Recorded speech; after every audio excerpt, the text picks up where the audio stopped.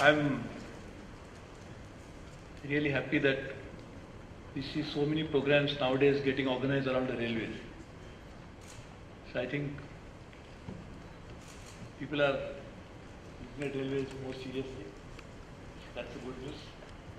But to make sure that we just don't think, we act too. And that's far more important.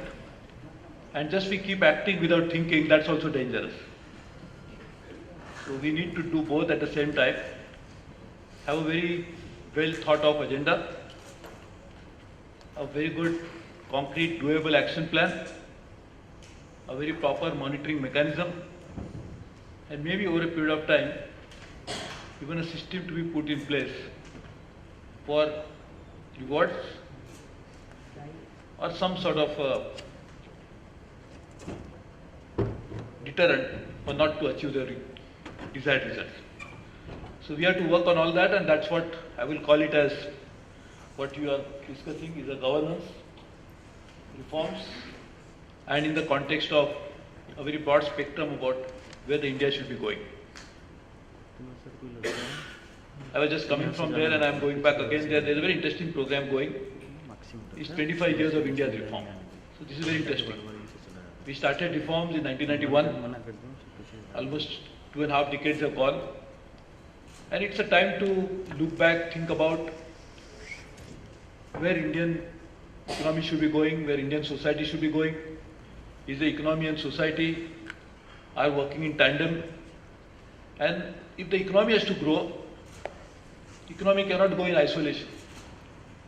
Economy is a net result of an amalgam of all the economic subsectors and sectors. So each of the sector will have to contribute towards the growth of economy.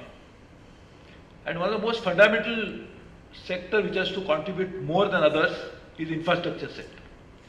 And again in infrastructure sector, one of the fastest growing infrastructure sector that is going to be in the next few years is a transportation sector. And I would feel that in transportation sector again, the propensity of a particular sector to grow even faster than the rest is railways. Because railways has long been not so well attended to. We have not made enough investments into it, and therefore this is one segment which has to grow faster than the rest. But to make that grow and run faster, we have to put so many things in place, like economy has to put in place all the sectors. In the railway itself, we have to put all the things in place. It cannot just happen in one thing growing, where the passengers will be taken care of, freight is ignored, freight is taken care of, but the other governance issues are ignored. It cannot happen like that. And therefore it has to be all comprehensive, all encompassing agenda. We have already started working on that. The last budget was a beginning in that process. This budget has been taken as the next step, but we are also working on a very comprehensive agenda. What could be the 2030 plan in physical terms? How do you draw where the railway line should go based on the national rail plan, but also putting in place all the fundamental issues that must also fall in place in terms of governance, in terms of structure of the organization which has to deliver, in terms of financing, how that entire process will be financed, how those money that is spent is well spent, and therefore the result to be derived from that are well documented. So therefore we have to put in place a proper accounting system. Then all of this, as my colleague and good friend Mr. Manoj Sinha, being a IIT graduate himself, has been saying, that we must put in place an integrated IT solution.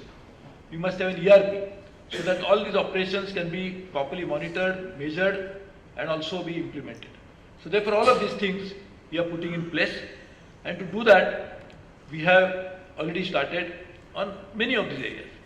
I know we have a long way to go, but a beginning has been made, and I'm sure as we go along we'll see some results coming out of it. Unfortunately, in case of railways, even the results will take at least 3 to 4 years. So we are not waiting for those 3 to 4 years only to happen. There are certain things, as we call them low-hanging fruits, could be plucked even sooner. And therefore, improvement of customer service, improvement of non-source, non-rail revenues, and many other things are happening. I can see some of my colleagues sitting here, including the rail tel, which will significantly contribute, Mr. Bahuguna, I don't know whether you are going to speak a little later. So Mr. Bahuguna will tell you that we have a very ambitious plan for the rail tail to contribute significantly to non-rail revenues. 400 Wi-Fi is only a beginning. We are now going to put electronic display system in almost all the stations, which will not only display information, but will also keep the cash clock ticking all the time, hopefully. And therefore, these are the many initiatives which are taken. IT itself, and particularly CIT, itself will significantly contribute to improvement of governance. And that is why the governance is no longer something to be seen in the books. It has to be felt. It has to be something which people must experience.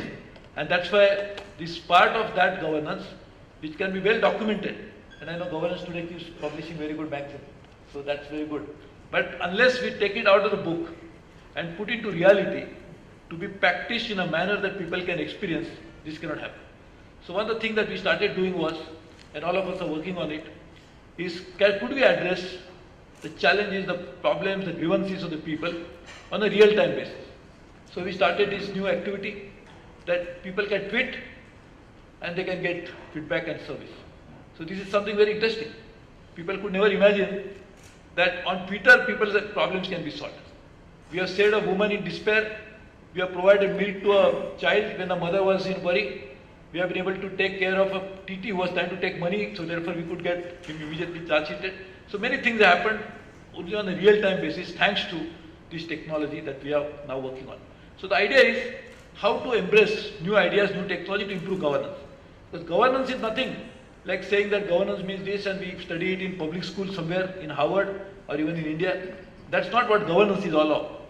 What people have to see, the improvement of the system has to happen, the delivery of services must improve, and all of that together is what governance stands for. So therefore we are working on it. I am very happy that Konkan Railway, which is celebrating 25 years, and therefore we must have a big function also very soon. But in that Konkan Railway they have started some interesting activity. Goa, people go for pleasure, for fun, and therefore Goa is associated with so many good part of life. So Mr. Gupta, who is our CMD, said he'll start a live music on Madgaon station. I don't know whether you sing yourself or... No, sir. So this is something which is also very interesting activity. So which have to look at improvement of services which customers want by putting in multi-dimensional delivery system. IRCTC, which is also, Mr. Manoja, you are also going to speak on. So he will tell you, IRCTC is also going to be one of the top e-commerce portal in the world. It is already one, but we are not actually put that monetization in the right manner. So is Railtel. So are the other companies. Greece unfortunately is not a company. Otherwise Greece also could be one of the things. I think we should think about that. But idea would be that each of these companies would now also, in addition to the railways, also will contribute significantly to railways revenues, railways outreach, railways service delivery, and improvement governance of the railways as a whole. So these are all the various building blocks of that. I am very sure as we go along we'll be seeing even a much better improvement in the delivery of system railways. And coming back to the point that this is 25 years of reform, railways have to significantly contribute to it. I think last 25 years, if you really honestly evaluate, I don't think we have really put any reforms into the railways in a significant way. Our Honorable Prime Minister made a very perceptive statement the other day when he said that people keep asking from India, from outside, where is that big bang reform in India? He said if you want to see the big bang reforms, you see the railway reforms that are taking place now. This budget is a beginning. I don't think we have really unveiled it in a proper manner, but if one reads that, you can understand. And as you can go along, we'll see that we'll actually gradually step it up, take it to the next level, and we'll bring in a transformative approach to the Indian economy, which is a dream of each Indian. This is what our Prime Minister is driving. And to do that, all sectors have to fall in place. It is not possible. Like a housewife is making an excellent dish for husband or for the guest, everything has to be in place at the same time. She cannot say, I will just make rice first and then I will forget rest of the things. So the guest will probably go away before they enter the dining room.